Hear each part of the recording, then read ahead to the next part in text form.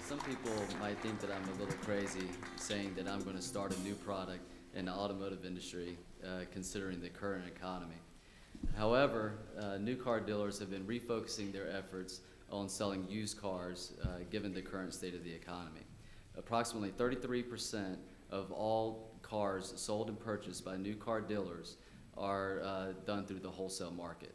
And Fulcrum has created a solution for this market area. Exchange is a private online dealer-to-dealer auction platform which focuses on the private trusted dealer network. And when I say trusted dealer network, what I'm referring to is state dealer associations and dealer groups. In contrast to our competitors, Fulcrum that don't offer private auctions, we also offer a no-risk type of proposition to where dealers aren't paying any fees unless they are actually buying and selling a vehicle. Basically, what Fulcrum is doing is creating this private dealer network, which is totally separate from our competitors. We have three major competitors: OVE, Smart Auction, and Open Lane. None of them look at the dealers themselves. They all look at the manufacturer level. Nobody's looking at the dealers. Our first adoption of exchanges come from North Carolina Auto Dealers Association, which is a trusted network. In that relationship, we expect to make a 47% profit margin with $1.8 million in revenue, and I'll be glad to share some additional numbers with you there and talk with you further.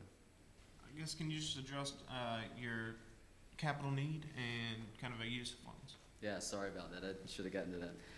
$400,000 is what we're approximately looking at to fund Fulcrum, which would go to staff, marketing, sales, and equipment. And we're also looking at, with that funding, we would show a profit by Q2. Walk me step by step through the process by which one of your customers would use your product. Help me understand. Well, what we've done is, like I said before, our competitors are focused from the manufacturer level, from the physical auction level. And basically what we're doing is we're focusing on the dealer's interest. We're focusing on the North Carolina Auto Dealers Association, on the dealers groups, and building that trusted network. Dealers are frustrated with the auction systems that they're using because it doesn't take their best interest in mind. And with the North Carolina Auto Dealers Association, they are focused on the politics, the legal matters for those dealers, and part of our proceeds go back to that dealer association. So in a way, it's marketing itself with that relationship. How much of a cut do you take on the deals? I mean, apparently that's where you're generating your revenue from. Yeah, what we do is we charge, our fees are very competitive to the other three auctioning systems. We charge $175 to the purchaser and $50 to the seller, which are very small fees. And again, we're not charging anything for those vehicles to be posted on the auctioning system. And and we arrange a cut to the NCADA organization or other state dealer associations, dependent upon that relationship. You've used the phrase a trusted dealer or trusted association a few times. How do you qualify people so that you call them trusted? Excuse me, I'm sorry, that last part? What is it about a particular dealer? How do you qualify them so that you trust them? So you trust, so the dealer trusts the network, or I trust the dealer? So you trust the dealer before you get their information off to someone else? Well, we have, first of all, with the relationship with the Dealer Association, we have a list of all of the members that are associated with that. With the franchise industry, there comes an inherent trust in their ability to pay for the transactions that they're occurring, unlike the Independent Dealers Association. That's why in North Carolina Auto Dealers Association, independents wouldn't be allowed into that system. However, companies like Avis, Hertz, name brands like that we've already actually started talking to and have acquired one into the system are being part of this. So it's all built on trust and the inherited trust with that relationship.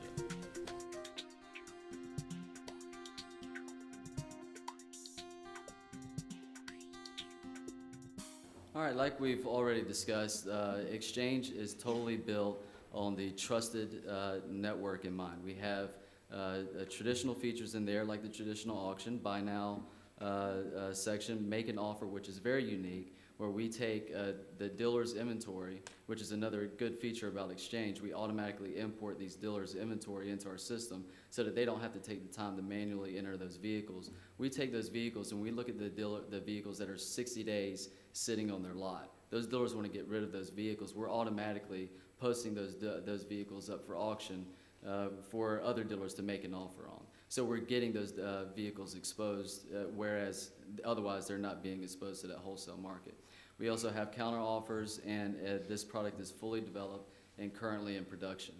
Our first, like I said before, adoption has been from NCADA, which has over 680 dealers in their market. How this whole system works is we start with that trusted dealer network. The next thing that we add in, and this is all built on trust, is this third-party integration, in which we've already done with eAuto Business, who offers CRM solutions.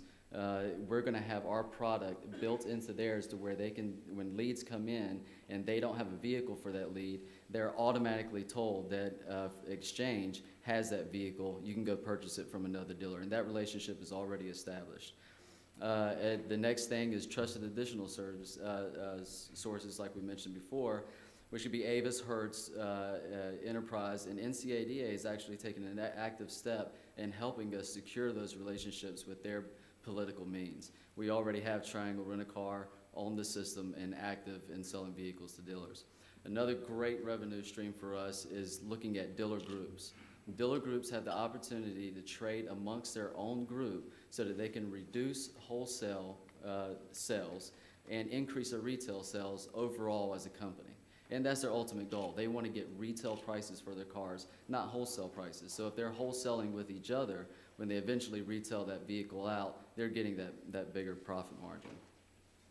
Our marketing plan covers two major things: awareness and customer use and retention.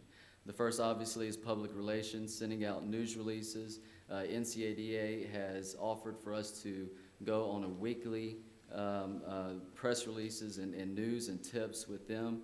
Telemarketing, getting on the phone, calling these dealers, making them aware of the product. Field sales, going out there and actually executing the agreement for the dealer to come on. It's really not that much of agreement. This is free. Here, use it. And giving them their username and password. And they're also going to conferences that the dealer associations have us go to as well. The business development and retention, nothing sells itself. Dealers are slow to adapt. We need people out there. They're going to go to these dealers, sit with them, and talk to them about the product and make sure that they're using it. Now, and our strategy obviously isn't just to stay in North Carolina. We would like to expand to the Southeast region next. There's over 5,000 dealers in the Southeast region.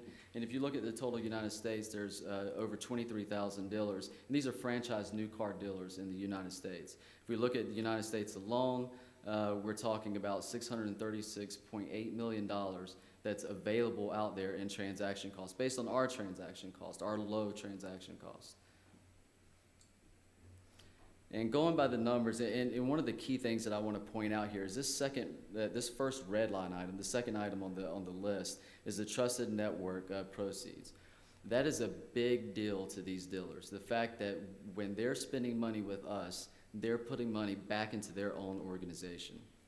And we go through, in year one, we're looking at having roughly a 48% profit margin, with capturing 50% of the dealers and 20% of the market. And looking at year three, 90% of the dealers and 50% of the market, which would equate to about $7 million a year in revenue. Like I said before, one thing real quick, sorry. Sure. Going back a few slides to your expansion efforts, basically into other markets and other regions. Yes, sir. It seems that a lot of your model is built on the endorsement from the NCADA. Is that your main focus to break into these other regions?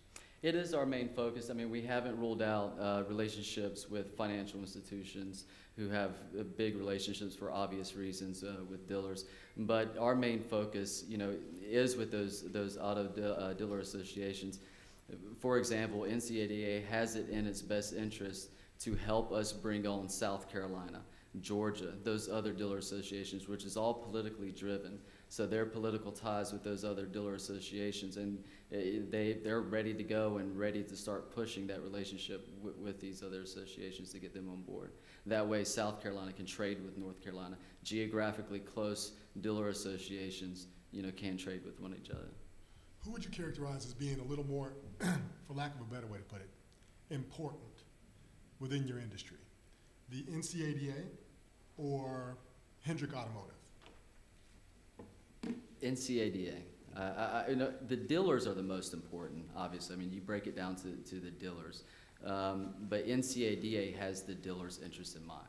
So Hendrick, it's kind of one of the same. If I have the Dealers Association interest in mind and being the most important, then that trickles down to the dealership. Let me rephrase my question a little bit. Mm-hmm.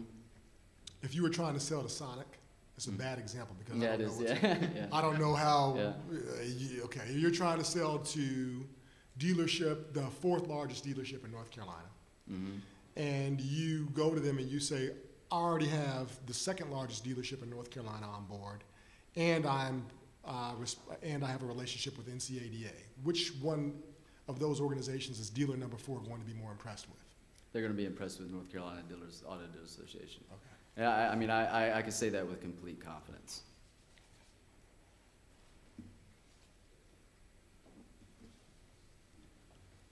Our 3 major competitors, which is Smart Auction, which has its own inherent problems with GM as an organization, potentially, looking at going under, God forbid. And historically, they've been for GM dealers only.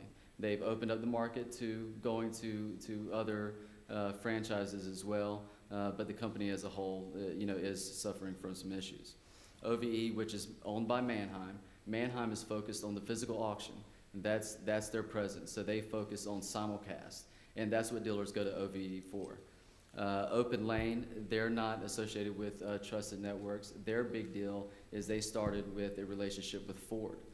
So there, again, all of the interest is at the manufacturer level or the physical auction level, and there hasn't been an interest for the dealer involved with this. I'm the president of Fulcrum Technologies, and me and my partners have all had 10 years of experience delivering software solutions to the automotive industry. Some of those clients have included ITS Inspections, which is SGS Automotive, the largest inspection company in the United States, GMAC, Daimler Chrysler, and US Bank. We're also currently talking to somebody that will handle VP of Sales and Marketing. That's obviously the first hire that we're looking to make. So in summary, I think we've uniquely positioned ourselves with our relationship with the dealer associations and being able to expand upon that. And we have a marketing plan put in place that's built to produce revenue for us. The financial plan puts Fulcrum in the black by the second quarter. We have a strong expansion growth strategy in place with that relationship, that beginning relationship with the NCADA, and being able to take advantage of that. And our relationship with the dealer's interest. That's huge for these dealers. They're in a bad economy spot. They want somebody looking out for them. They don't need somebody looking out for other interests. And we have a strong knowledge of the industry. This can also break out into 2 different products that we have that have been established and are complete. Excite could act as a public car shopping portal for North Carolina, which we would get advertising revenue off of, and we already have the inventories, the dealer's inventory, so that's just a natural progression to do something of that nature. It doesn't cost us anything else. Export, which is a common problem with dealers, today, is that they take their inventory and they publish that data to multiple different outlets, cars.com, AutoTrader, and whatnot. today, dealers are faced with 2-week delays, major costs associated with that. In today's economy, the dealer needs shorter costs, those costs cut back. So that's what Export can deliver to them. I'll be happy to take any of your questions. Well, thank you very much for making Microsoft aware of this opportunity. As you may know, we've got a lot of programmers ourselves and a lot of marketers ourselves. If we chose to go into this market, why would we want to do it through you instead of just creating it ourselves? Well, this is already a completed, developed product, and plus it comes with industry, the industry knowledge that we have. We've gone through a year, essentially, of pilot testing with this program in dealers' hands. So we know that the system is complete and done. We give you that jump start into the market. We have that relationship already established with the dealer associations, which I think is key going into building that trusted dealer network. So basically, it's just you already have the contacts. Yeah, I mean, we already have everything set up and ready to go and planned out.